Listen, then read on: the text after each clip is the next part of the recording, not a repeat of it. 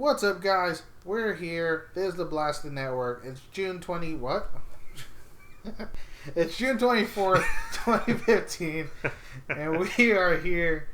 This is our first podcast. As you can tell, it's going to be a little rough as we... so bear with us as we're evening things out. Over time, this should hopefully get a lot smoother and a lot better.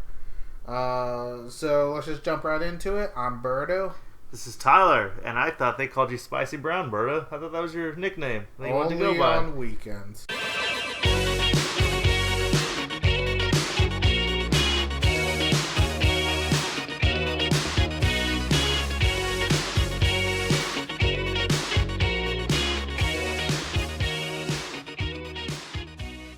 We're here to just talk about just a wide array of things that we have that we're looking forward to and stuff of that nature. But first of all, let's go ahead and just introduce the channel.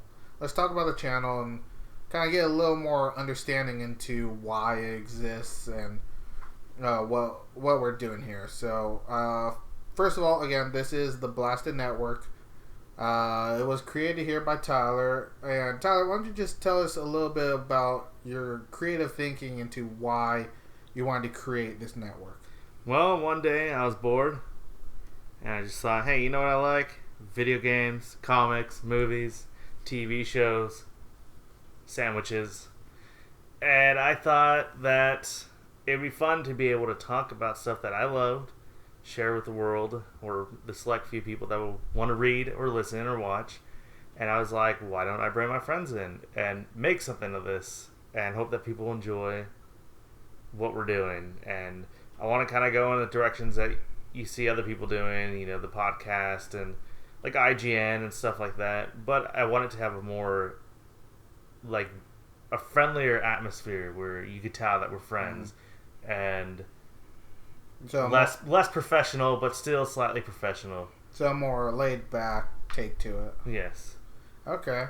Yeah, and then that's where I came in. Me and Tyler, we share a lot of similar opinions on video games and comic books and other hobbies we're into.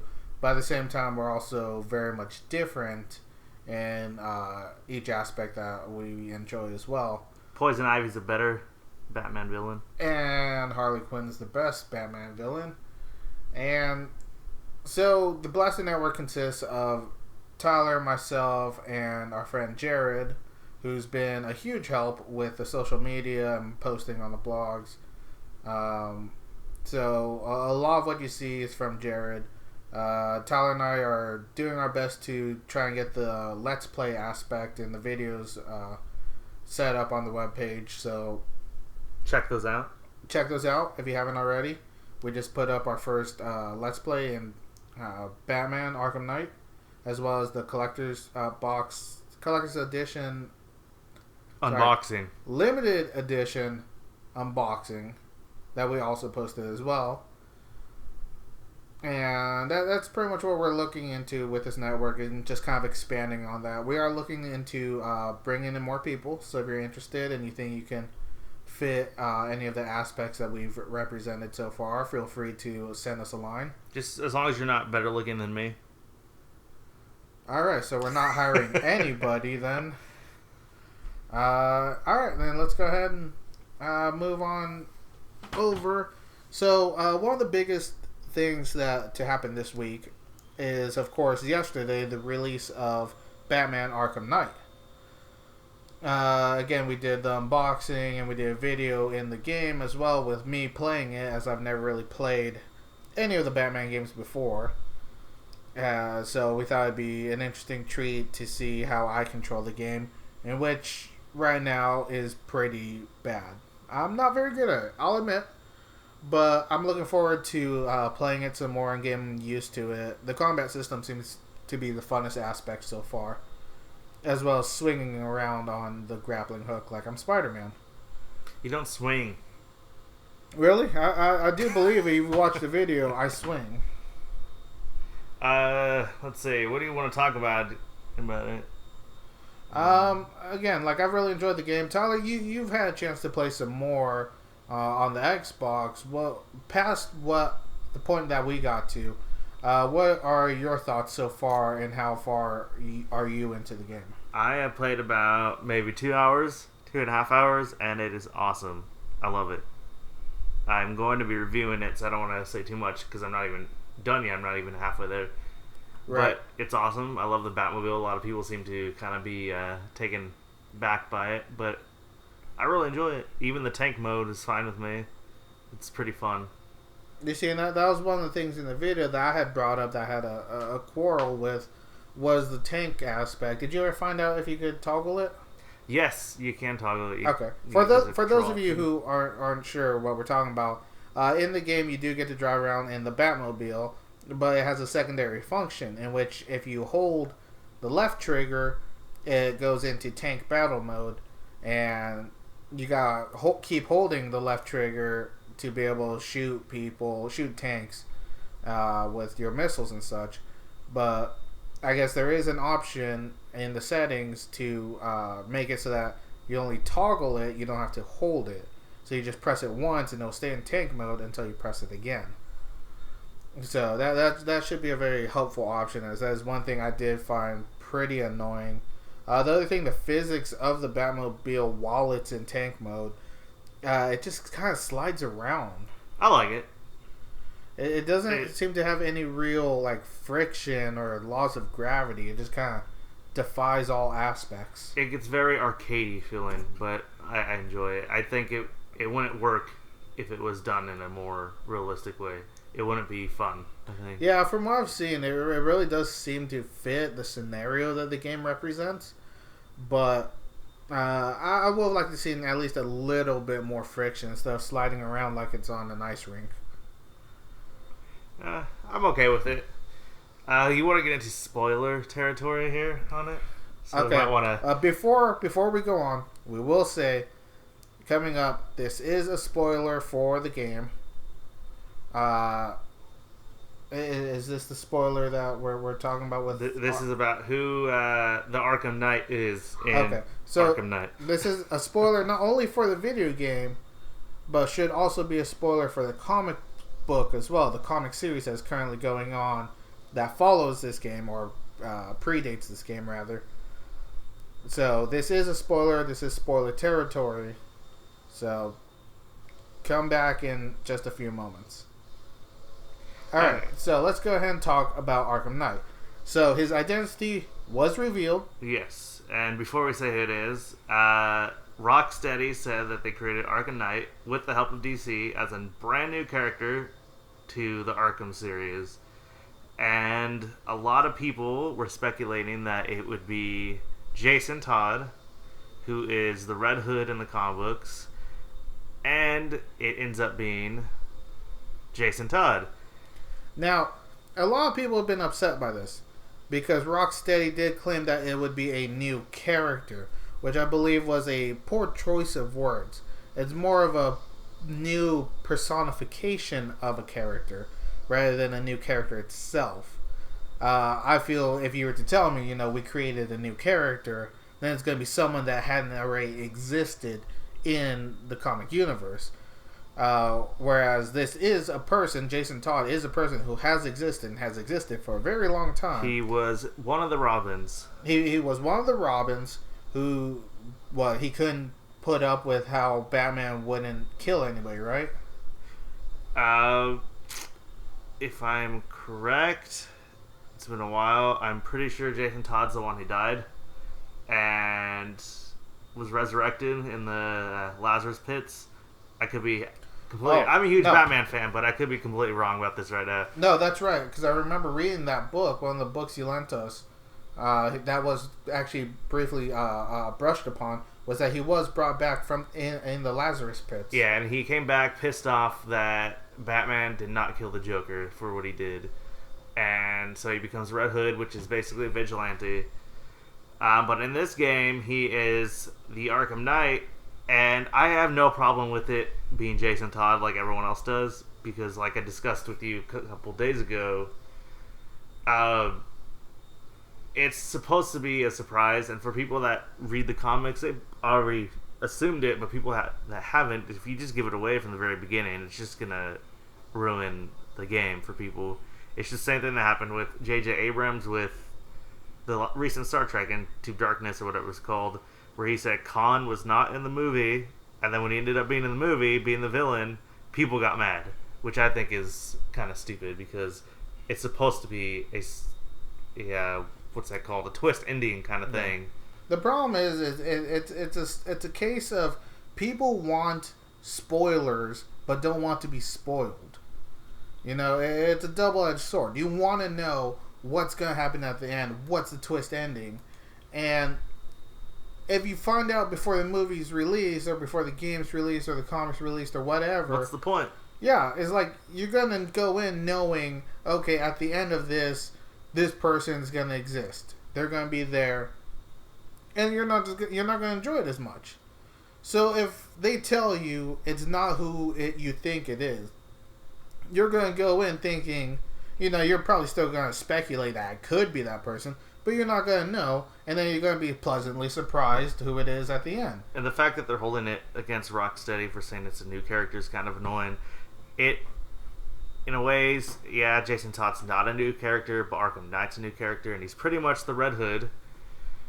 But it's a whole different universe from the comic books, so it's kind of like the same story, but they're wanting to surprise people. So they're holding it against Rocksteady, and I don't think that's you see, right. And that's the thing is it's for people who read the comic book, who are familiar with Jason Todd or even just have some sort of small familiarity with Jason Todd, and then reading the new Arkham Knight comic book that was to lead into the game, you could pretty much tell by the way the Arkham Knight speaks in the comic book that it's Jason Todd. We're pretty speculated on who it could be, and we realized it's going to be Jason Todd. So it's not much of a surprise to us. But for those who just play the video games, which there's a lot of people out there who just play the video game to just play the video game. You know, they don't care about the comic books, about the movies, or they don't care about, you know, the animated series or anything like that. They just play the games because they're fun games. To those people, I mean, they're going to be surprised that it's Jason Todd. But now that I think about it, at the same time, they won't know who Jason Todd is.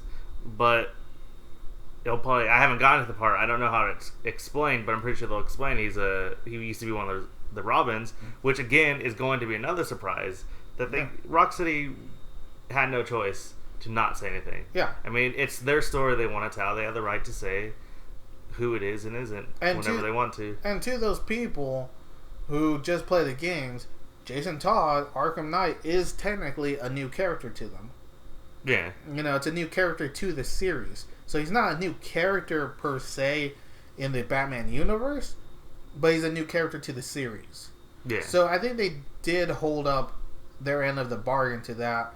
But again, for someone who's read the comics, I feel that character was should have been a new persona. But overall, I think I think it's still a good surprise. I think it still makes for a very good storyline, at least. Yeah, especially if you know nothing about Batman's lore or anything like that. And even if you do, it's still very much interesting to see how Rocksteady goes about writing this new storyline with Jason Todd as the Arkham Knight. So I think it still makes for a very good, just a very good ending to it. Speaking, well, those people need to get over it. But speaking of Batman, there's a rumor now that Ben Affleck is going to star in and direct a solo Batman film in 2018 called The Batman. How do you feel about that? I think, well, if it's just a rumor for right now, then we can speculate. But personally, I think it's too early to really even speculate because we haven't even seen how how Ben Affleck is as Batman. The movie hasn't been released yet. We're still very much anticipating it, but we haven't seen how he is as Batman. A lot of people are speculating he's going to be really good. Other people think he's going to be terrible. I think he's going to be awesome. I've been behind Ben Affleck for a while. That didn't sound right. I've been backing him since he was announced. At first I was a little like, what? But I think he'll do good. And if you've seen like Argo, he's a great director, and he's become a better actor since Daredevil. So I'm looking forward to it. A lot of people did like Argo. Argo's amazing. Yeah, that was a very high-rated movie. So, in terms of directing a Batman movie, I think Ben Affleck is very much capable of doing it. He's also got a passive, which is loving the character of Batman in general in comic books. I mean, as you can see in like Kevin Smith films and That's stuff. true. He has always been a huge fan of comic book movies, which should really help his character. Couldn't you tell in Daredevil? Let's not talk about Daredevil. Which is another thing that's a year old news we don't care about Again, talking about. the Daredevil movie, not the new Daredevil series. So, I think it's gonna be awesome. I hope this rumor's true for sure. Yeah, there's, like I said, as a director, I feel he's fully capable of being able to direct a Batman movie, given his past experience with directing, as well as his just genuine love for the character and for comic books. I feel he should know. He would know, of all people, he would know how to direct the movie. And he's ripped as shit, dude. As for starring in it, again, we have not seen him yet perform as Batman. I have high hopes for him, but we will see. Speaking of superhero movies, they cast Spider-Man for Marvel. That's right. Marvel has found their new Spider-Man. Now, there was rumors beforehand that that was going to be Ben Affleck. Yeah, it was going to be Ben Affleck. And so now they found Tom Holland. Who? That's exactly on everybody's mind. Who is Tom Holland? I've never heard of this kid. We looked up stuff that he's in. Well, there is The Impossible, which is the only thing that ever has come up, and The Secret World of Arrietty, is that how you say it? It's an anime film. I've seen that, unfortunately. I'm not a fan of anime. And he's also in Billy Elliot the Musical, which I'm pretty sure you've seen a couple times, right, Berto? Yeah. Who's Billy Elliot? Anyways, what do you think of this? That mole on his chin really irritates the crap out so of there's me. a few things here. Again, that mole on his chin is very much an eyesore. It draws attention away from the rest of him. And then the other thing is, this is a kid we're talking about here. Well, I'm okay with the kid because they did say they wanted to go with a much younger high school Spider-Man. I'm not a Spider-Man fan, so I never care who's playing Spider-Man. I've enjoyed a couple of the movies, but as a character, I'm not a huge Spider-Man fan, and I'm pretty sure this kid will be fine. Nobody knows who he is. You can't judge, so... Now, I mean, we say kid. I mean, because he's much younger than us. But, I mean, realistically, he's a young adult. He's about 19 years old, born in 96. So he doesn't really have much under his belt. So, honestly, it's going to be interesting to see what his acting is going to be like. Andrew Garfield, the last Spider-Man, he was pretty old. He was, like, older than us. What would you say? He was born in 83, so I'm terrible at math. 83, so he's 5 years. So he's like, what, 32? Yeah, and he was playing someone who was just in high school. So, wow. Well, at least we'll have someone who's actually fresh out of high school now. Yeah. Yeah, So, usually that's how you like them, right, Berto? I mean, maybe with Tom Holland. Well, no, not with that mole. So it's going to be very much interesting to see someone who has such little under his belt taking on such a huge role. Especially a role that's been very controversial in terms of superhero movies. The Spider-Man movies have always had their mixed reviews. People, the superfans either love them or hate them. And we saw the first series in the, early mid-2000s of the three Spider-Man movies with, what was his name? And the first two are awesome, and just like everyone else, they hate the third one. I'm okay with the third one. I'm not really picky because I don't care about Spider-Man. What was his name, the actor? Tobey Maguire. Tobey Maguire, with that trilogy of movies for him.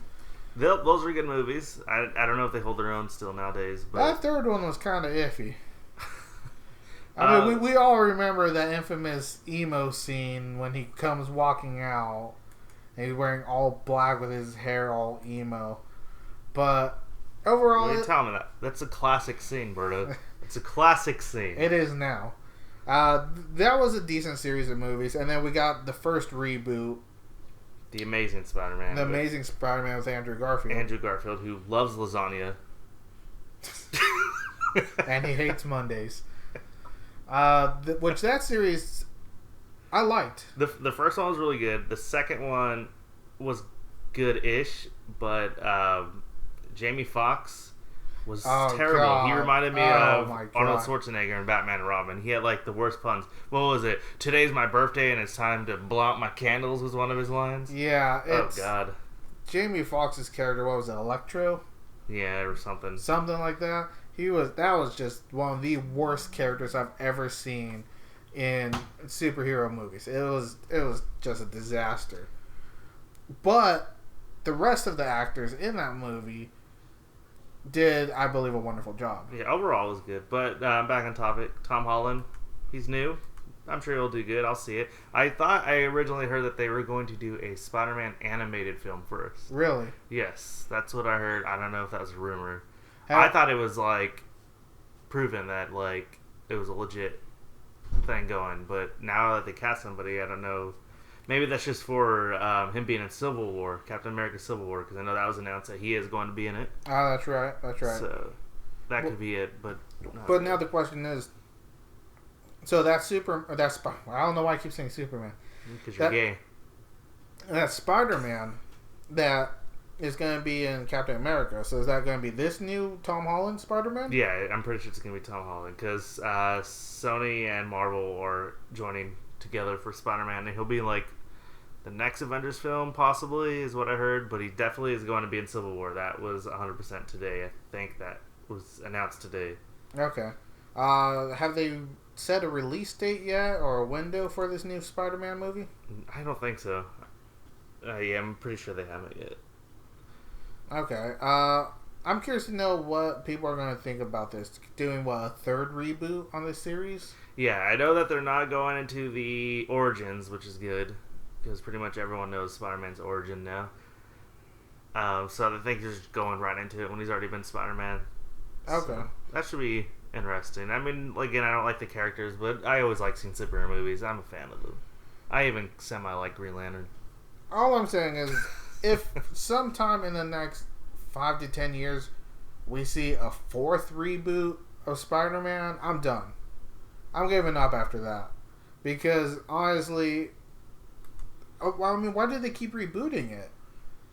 Are they just not happy with the series? I don't think they were very happy with how the Amazing Spider-Man 2 came out and all the whole little Sony emo leak stuff. I don't know the whole entire story, but Andrew Garfield was taken out and Marvel gained the right so he can be in the Avengers, which I think is going to be a better move because Marvel handles their movies better than Sony and what is it, Fox? 20th Century Fox. Yeah. It'll be very interesting to see Spider-Man in the Avengers movies. I'm actually looking very much forward to that. I'm not a big Spider-Man fan, really, but to see him in Avengers, I think he's going to fit in very well. At least much better than Hawkeye and...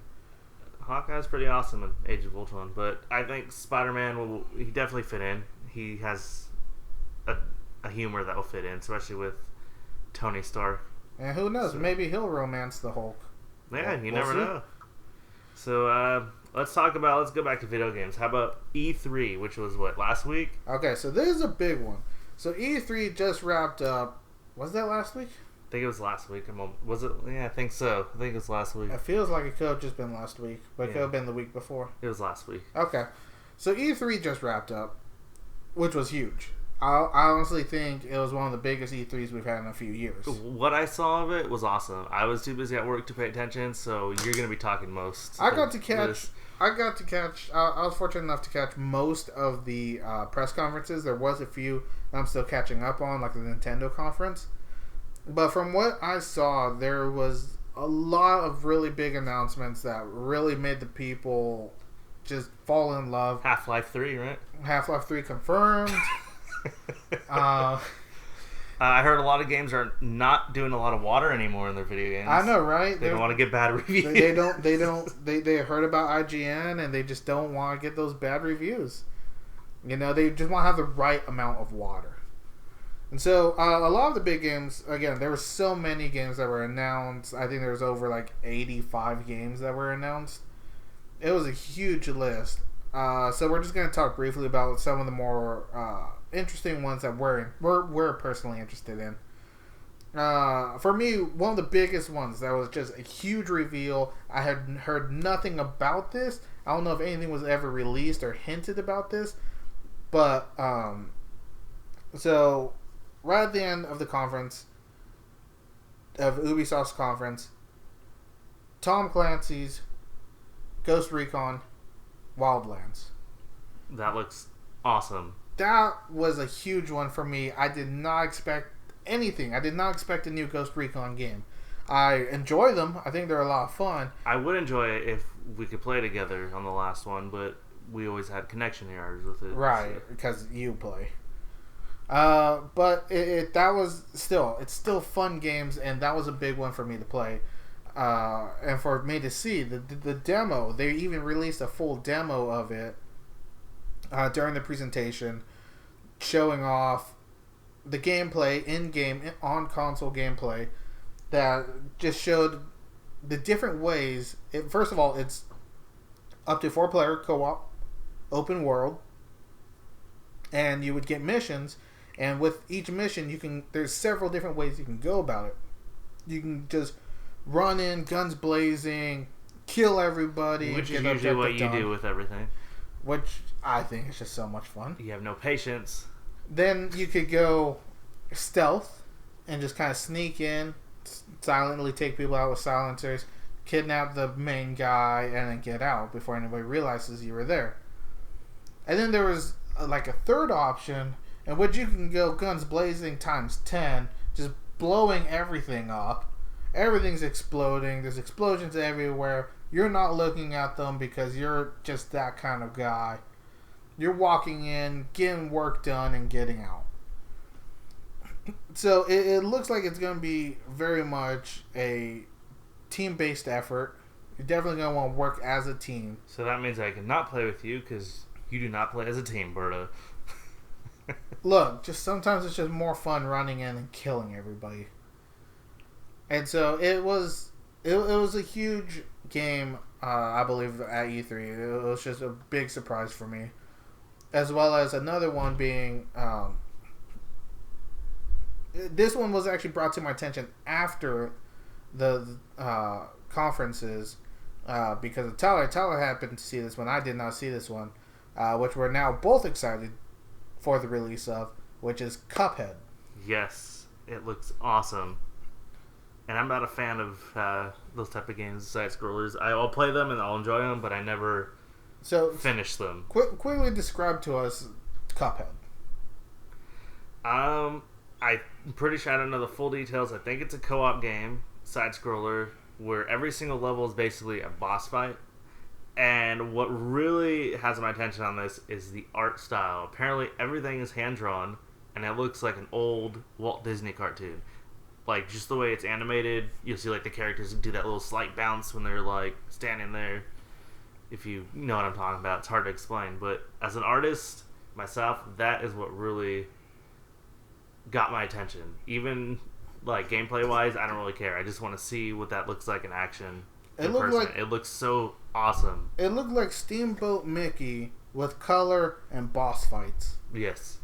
And so I am absolutely excited for this. I'm sad that I missed it during the press conference. Again, I'm still going through them, so I hope to see that there and see more of what they say about it. But it looks absolutely fantastic. I think it's Cuphead and Mughead or Mugface. I don't know the other person you play as.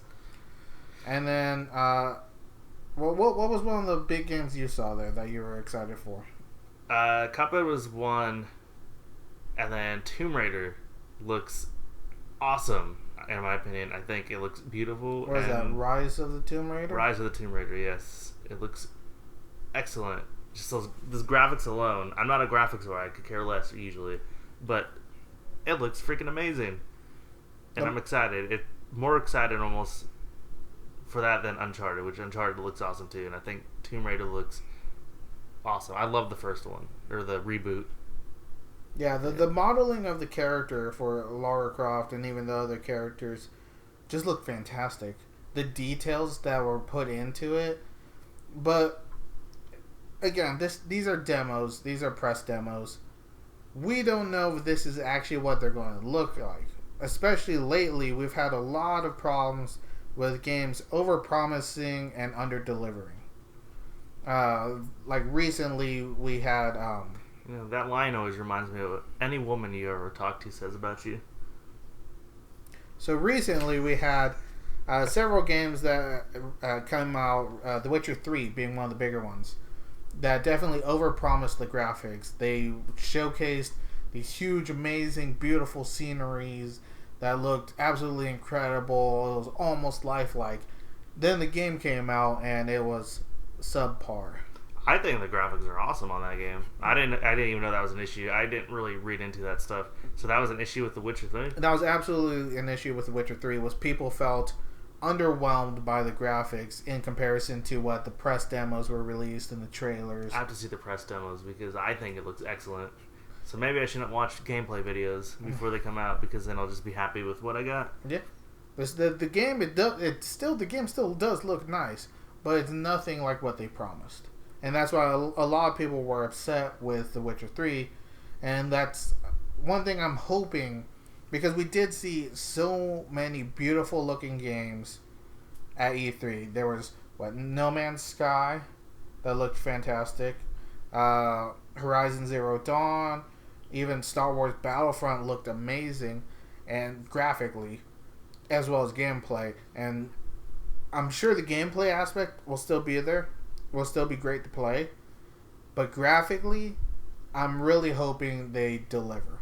Especially with Star Wars Battlefront. That's one of the big ones I'm looking forward to. Let's talk about Battlefront. Let's go into something multiplayer. That is my number one anticipated multiplayer game. For sure. I think it looks awesome.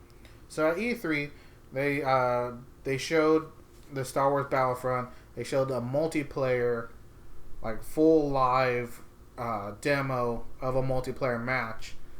And just the grand scale of it looked fantastic. It was huge. It's just what you would expect from the movies. You could either be running around as a soldier on the ground, going pew pew to everyone, or you could be flying like an X-wing, or you could be in an AT-AT or an AT-ST. You could do so much in the game. There's so much potential that you could do. And it just looks fantastic. I have a question. You know this stuff more than I do, and you might have heard something. About a year ago, when I heard they were making Battlefront, I heard that the original plan for the sequel to Battlefront was you could get into spacecraft, take off, and go from land to outer space into space battles. Do you know if that was just a rumor or if they mentioned that? Because that would be awesome. I'm not too sure about that part. We'll have to look into that. We'll confirm that on the next one. But that's definitely something that, if it is true, I will be very much excited for. Yes, absolutely. I would love to do that. But that's one thing that was actually very surprising with No Man's Sky. When they showed that off, was the guy, he started off the demo, he's just in a space battle. But then he jumped into hyperspace and he pulled back the map and showed that, all the stars. And then it turned out every one of those stars is a new constellation that you can go and visit. That game definitely looks awesome, and I definitely will play it. But I have a feeling, in my opinion, it will be extremely boring really quickly. I agree. I think if there's not enough people playing it, it's going to get boring. Because it's a vast, vast open world. Probably one of the biggest we've ever seen. Which means people are going to be spread so thin. It's going to be one of two things. Either people are going to be spread so thin, you're not really going to be able to interact with anybody. Or everyone's going to culminate on one planet, and then that's going to be the main planet, and nobody's really going to explore anything else. Yeah, I think it looks pretty awesome, and I'm wanting to play, and I'll definitely give it a try, but I do have a feeling it's going to get really boring.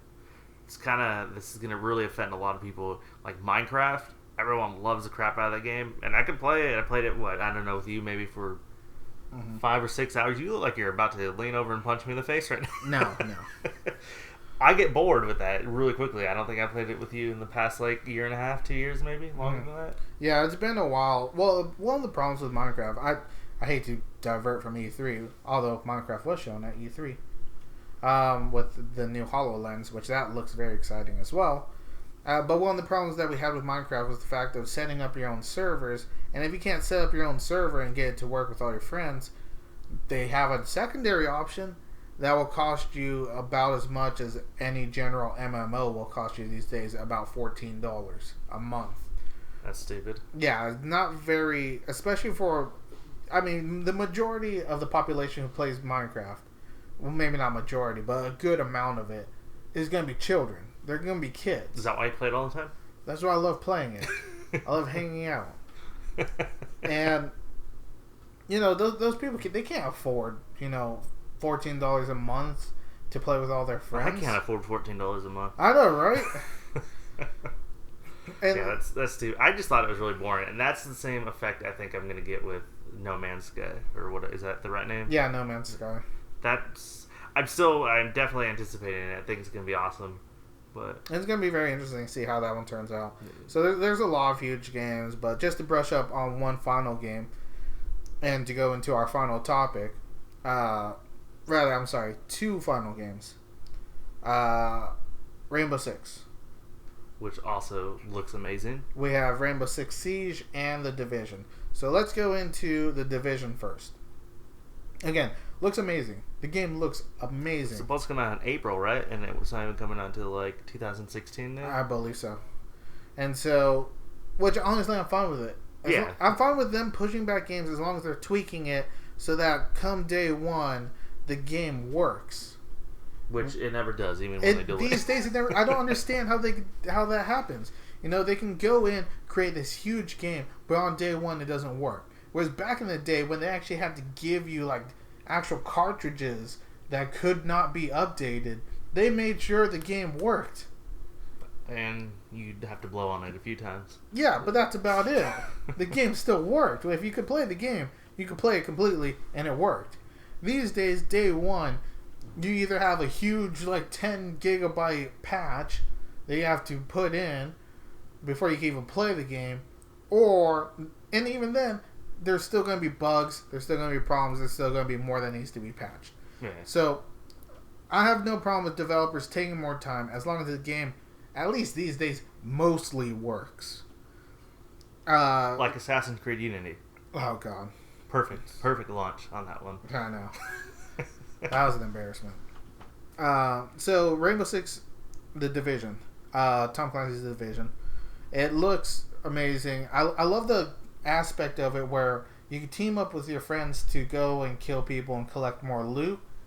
And then if you want, you can kill those people. You could betray your friends, take their loot, and extract out. Was this what they showed at E3? Because I didn't see anything. Yes. One of the things they showed at E3 was a demo of 3 friends playing together. Well, we're going to have to find another friend, bro. That is true. Well, there was 3 friends playing together, and they were going to jump on these other 3 people who were next to like a loot chest, and realized that there was 2 people behind them watching them. So they decided to wait to see if they were going to be friendly or not, which they ended up being friendly. So the 5 of them got together to take out those 3 people, and then the initial 3 friends turned on the 2 people they teamed up with, killed them, and took all the loot for themselves. That just comes really close to home for me.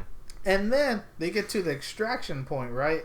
So I guess you gotta call in the helicopter and wait for it to come. So you have to defend yourself, because other people can come and kill you while the helicopter's on its way. So they call in the helicopter, and they're talking about how happy they are with the loot, and one guy just cuts his communication, and you can hear the other 2 wondering why is he leaving the party, and then he starts opening fire and killing his teammates, takes their loot, and then extracts out. That's awesome. I have to watch that. I didn't see anything on the Division. It looked fantastic. The graphics looked amazing. The environment looked fantastic, and I love the gun physics. It looks great. Does it have RPG elements like it originally showed like a year ago? It does have RPG elements, like in terms that we've mostly seen was loot. There's different conditions to your guns. So some could be better quality, do more damage. Some could be lesser quality, do less damage. Which I believe will also alter the physical aspects of it. So that game looks fantastic. And just today, they had released the collector's edition for it. Which the collector's edition, I'm very big on collector's editions. That's the one thing you're very big. And so the Division collector's edition was announced today. It's going to be $150, I believe. Not worth it. And it's going to come with a art book, season pass, a poster, which are general things. But then it's also going to come with what looks like a tactical armband that has zippers and pouches and stuff. And then it also comes with the big item, which is what they call a real agent watch. Oh, watch. I wish the gun. It comes with a watch. It's a pretty spiffy looking watch, but for under $50, you're not going to get anything special with that watch. I mean, I'm hoping that at least $140 of the dollars went into the watch. But it's going to be interesting to see if the watch can do anything special, or if it's just like a watch that can go underwater for like 2,000 meters. So that one's going to be interesting to look into. But then on the other aspect of Tom Clancy, we have Siege. We have Rainbow Six Siege. Now that game, I was always excited for that game when they first showed off the trailer for it. Yes, me too. That looks amazing. The environmental destruction. Well, environmental destruction is one of the biggest things that I look forward to in video games. Ever since Battlefield Bad Company 2, where you could take down entire buildings in multiplayer and just kill everyone in there, or just shoot out entire walls to expose them. It was fantastic. It was amazing. It was one of the greatest things that has not yet been recreated. I think it was better. It was done better in Hello Kitty Destruction Island. Dude, that was such a good game.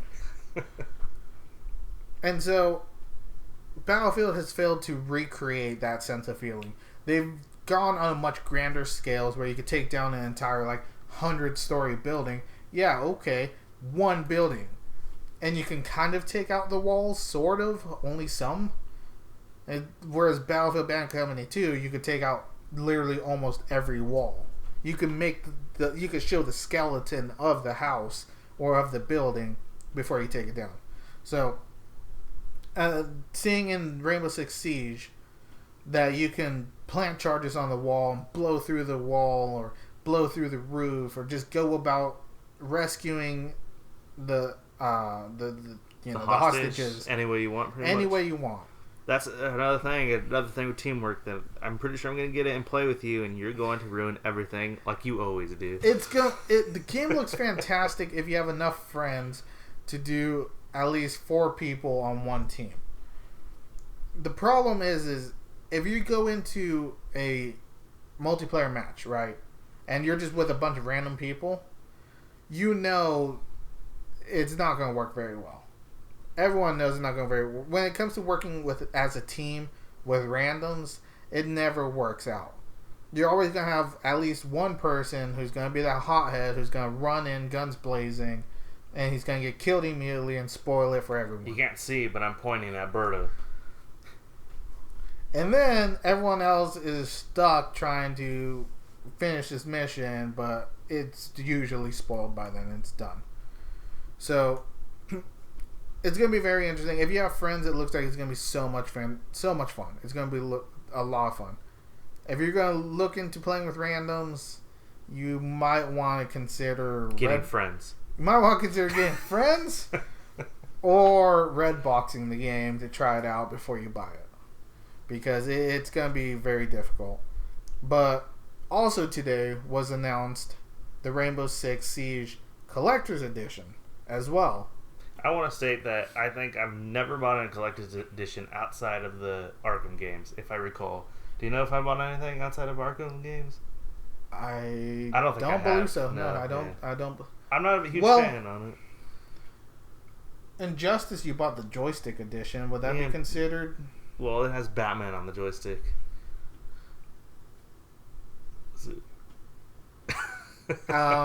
Anything with Batman, I'll buy. That's the only reason why I got a collector's edition. Other than that, I'm not a huge fan of collector's editions. But what's this Rainbow Six one?